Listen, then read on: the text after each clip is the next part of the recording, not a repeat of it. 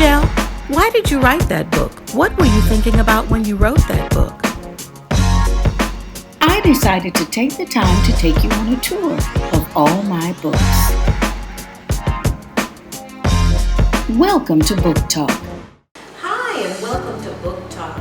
Today we're going to talk about something a little juicy, a novel. Did you know I wrote a novel? Yes, I wrote a novel called The Last 10%. Why did I pick the title The Last 10%?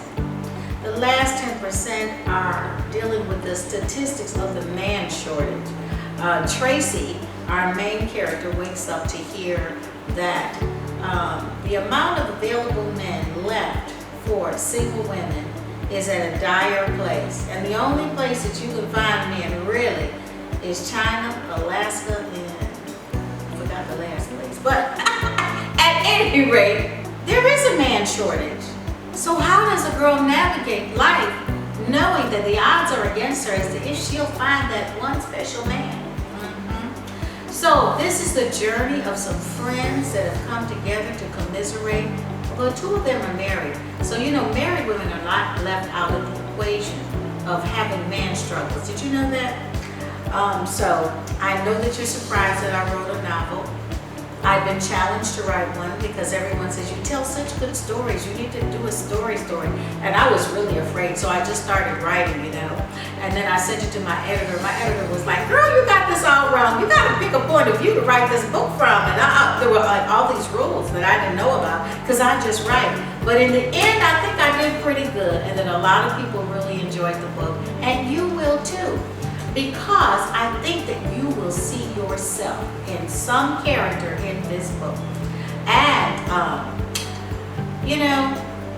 life is interesting and it is complex. And when you start dealing with the layers of people's lives, it forms one big magnificent picture. And I have to admit to you that writing a novel was a completely different experience for me than writing self-help. Something weird happens, I gotta tell you. The story takes over and starts writing itself, and you're just dragged through the story. Literally.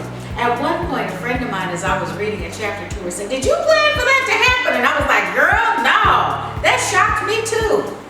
Believe it or not. So I don't know, when those people are channeling all those evil books, I don't know what they're doing, but I have to tell you that a novel just unfolds and the characters come to life and they begin to tell you their story and you end up just taking dictation. It was a lot of fun and I hope that you're going to have fun reading it too.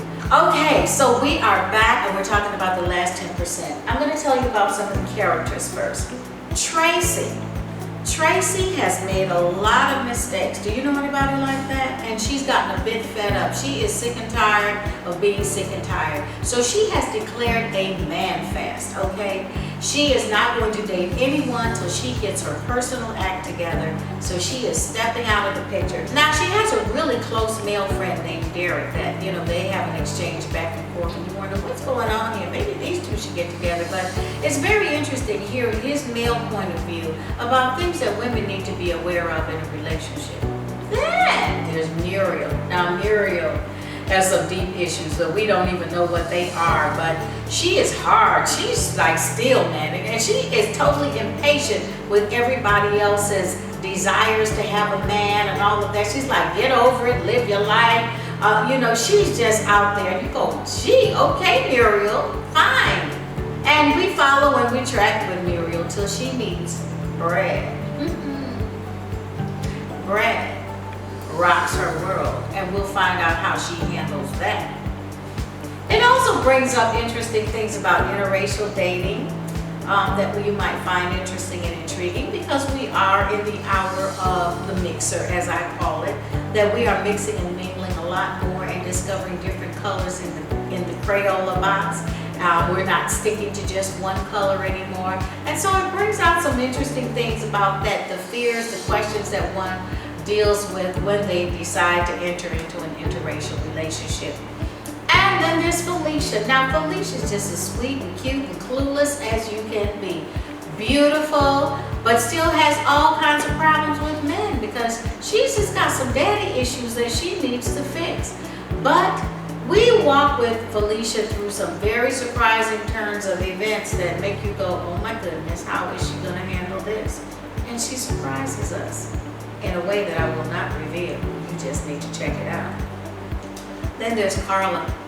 Carla's a little instigator and matchmaker, but she is worth her weight in gold. But even Carla, who seems to have it all together and be happy and be able to sort other people out, has her own issue. An issue that a lot of us need to settle, in the form of past mistakes, things that we can't seem to get over, that we blame ourselves for, and sometimes wonder if God is punishing us for past mistakes, which He's not, but it's still a thought in a lot of people's minds. Let me see who's left. Adrian. Adrian seems to have the perfect life. She's beautiful, she's physically fit, she hasn't lost her figure, she's got a fabulous husband, fabulous home, fabulous life, so it seems, until her husband leaves her. Now, the story gets interesting because Adrian is not going down like that. She's going to get her man back, and she comes up with a very special and unique way to recapture his love. Will she? Won't she? I'm not telling. You're going to have to read the book to find out. But all in all, I'm just here to say that this book deals with so many different issues about our changes in life, the things that we need to deal with in marriage as well as when we're single. It pushes all the buttons and it asks all the questions. So I think that if you are in that place of trying to navigate through being single, or in that place where you're wondering what's next in your marriage, this is a novel that you'll not just enjoy, but actually learn from. The surprises come. The surprises come really fast. I definitely think you'll see yourself in the characters. When the book opens, Tracy has caught her boyfriend cheating. Ever been there? That is painful. Navigating through that is what makes her decide to give it a rest for a moment. But love has a special way of surprising us at very interesting times. All of the people in the book are not believers, so we've got a variety of different levels of faith going on, different aspects of how they view life and what they think should be happening in relationships. So the dialogue is rich, it is real, it is down to earth, it is urban, it is where we all live right now. I have not glossed over it with Christianese. I am dealing with real issues in this book. Sex, of course, is always an area. How we interact with one another, what men really want, what we're really looking for, and then how do we settle the issues that hinder us from having the relationships that we want. All of that is rolled up in a really juicy story. I know you're going to love it, so you need to get your copy today. As a matter of fact, this is a great book club book. We're going to give you information on how to be a part of a book club with us a little later. Years ago in Chicago, I had Diva conferences, and we always had a book club day. This was really a great book for the book club. What I did was, people came in early, and I had pictures of each of the characters on different tables, and they were to sit at the table with the character that they resonated the most with. And then I had specific questions about those issues that character faced. And it was a long afternoon. People did not want to leave. We literally discussed the book for 4 hours. It was amazing. I've even given you questions at the back of the book for you to discuss with your book club. But trust me, this is one that is juicy, impactful, and empowering. So get your copy today. And well, I hope that I have really whet your appetite for this one with lots of provocative conversation and everything. You can get your copy of The Last 10% on Amazon.com, BarnesandNoble.com, ChristianBooks.com. You can log on to my website, and guess what? There's even an audio book available that, guess who read it? Moi, yes, me. There's even a little bit of music on it. You're gonna love it. So you can get it on Kindle, you can get the copy of the book, or you can get the audio book.